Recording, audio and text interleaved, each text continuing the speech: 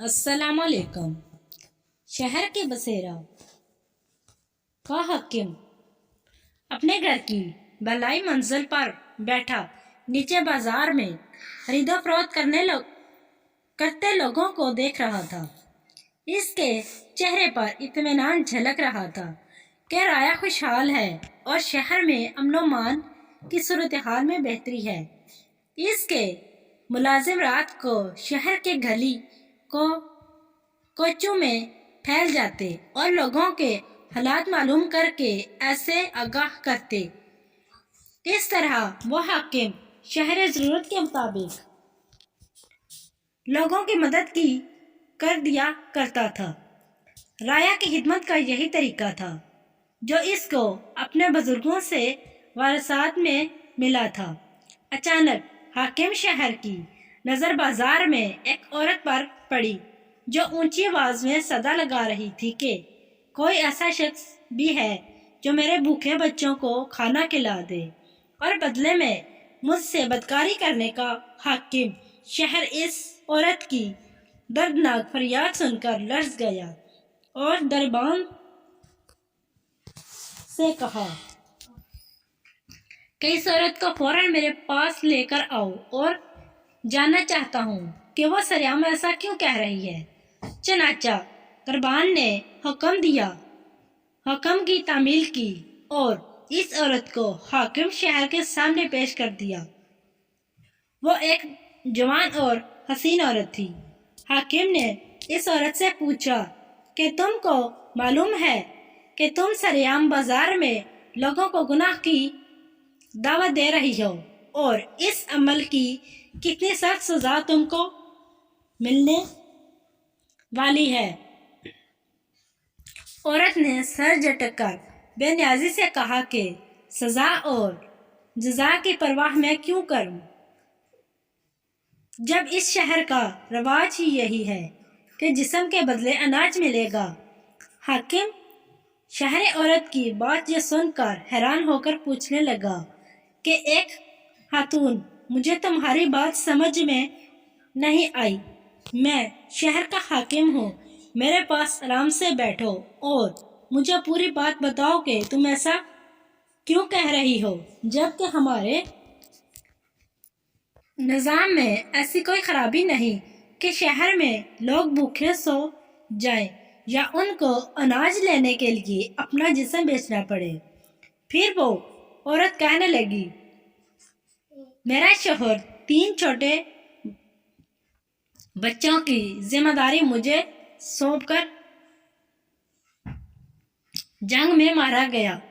اس کی چھوڑی ہوئی جمع پونجی سے کچھ عرصہ تو ہمارا چولہا جلتا رہا، پھر گھر میں واقعے شروع ہو گئے کیونکہ کمانے والا کوئی نہیں تھا، مگر کمانے والے ہم 4 تھے۔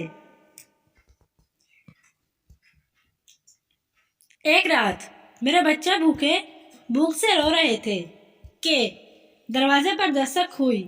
میں نے پوچھا کہ کون ہے تو آواز آئی کہ میں حاکم شہر کا بھیجا ہوا آدمی ہوں اور تمہاری مدد کرنے کے لیے آیا ہوں۔ میں نے خوش ہو کر دروازہ کھول دیا تو وہ آدمی میرے حالات پوچھ کر اور راشن کا تھیلا میرے گھر دے کر چلا گیا۔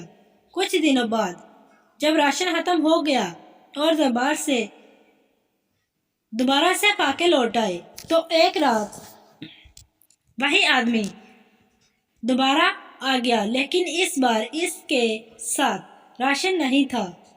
اس کو خالی ہاتھ دیکھ کر میں مایوس ہو گئی۔ میرے بچے بھوک سے ببلا رہے تھے۔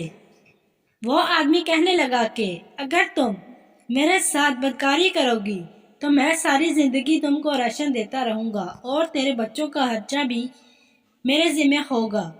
لیکن میں نے اس آدمی کو بے عزت کر کے گھر سے نکال دیا۔ میں نے کہا کہ مجھے ایسے سہارے کی ضرورت نہیں جس میں مجھے اپنی عزت کا سودا کرنا پڑے۔ اے حاکم شہر، وہ رات تو ہم نے بھوک میں جیسے تیسے گزار دی، مگر اگلے دن میرے بچے بھوک سے نڈھال ہو کر گر پڑے۔ اتنے میں وہ شخص دوبارہ میرے گھر آ پہنچا۔ اب اس کے ساتھ راشن سے بھرا ہوا ایک تھیلا بھی تھا۔ کھانے والی چیزیں دیکھ کر میرے بچوں کی جان میں جان آ گئی، مگر آج بھی اس آدمی کا مطالبہ وہی تھا کہ جسم کے بدلے راشن ملے گا۔ مگر جب میں نے بھوک سے بلکتے ہوئے بچوں کی طرف دیکھا تو اس آدمی کی شرط کے علاوہ میرے پاس کوئی چارہ نہیں تھا۔ اس دن کے بعد یہ معمول بن گیا۔ کچھ دنوں بعد وہ آدمی راشن کا تھیلا لے آتا اور اس کے بدلے میں میری عزت سے کھیلنے کے بعد چلا جاتا۔ میں نے حالات سے سمجھوتا کر لیا تھا کہ چلو میرے بچے اب بھوکے تو نہیں سوتے، لیکن اب کچھ دنوں سے وہ آدمی راشن دینے نہیں آیا اور نہ ہی اس نے پلٹ کر میری خبر لی ہے۔ میں آج بھوک سے تنگ آ کر خود ہی بازار میں نکلی ہوں اور وہی صدا لگا رہی ہوں کہ میرے بھوکے بچوں کے لیے راشن دے دو اور بدلے میں مجھ سے بدکاری کر لو، کیونکہ اس شہر کا دستور یہی ہے۔ یہ کہہ کر وہ عورت پھوٹ پھوٹ کر رونے لگی۔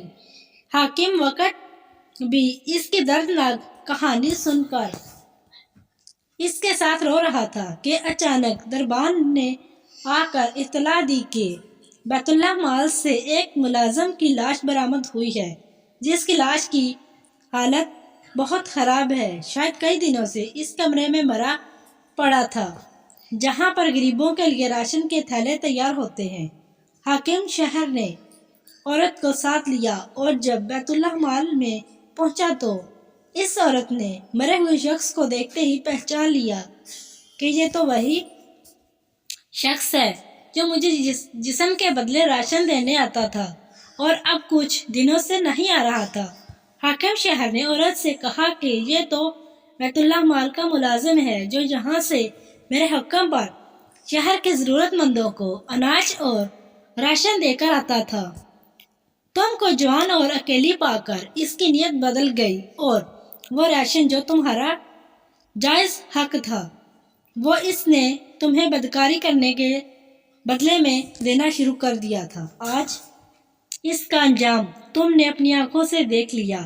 پھر حاکم شہر نے اس وقت فرمان جاری کر دیا کہ جب تک یہ بیوہ عورت زندہ ہے اس کے گھر کا سارا خرچہ بیت اللہ مال سے جایا کرے گا اور اس کے بچوں کی تعلیم و تربیت کا خرچہ بھی حکومت وقت اٹھائے گی۔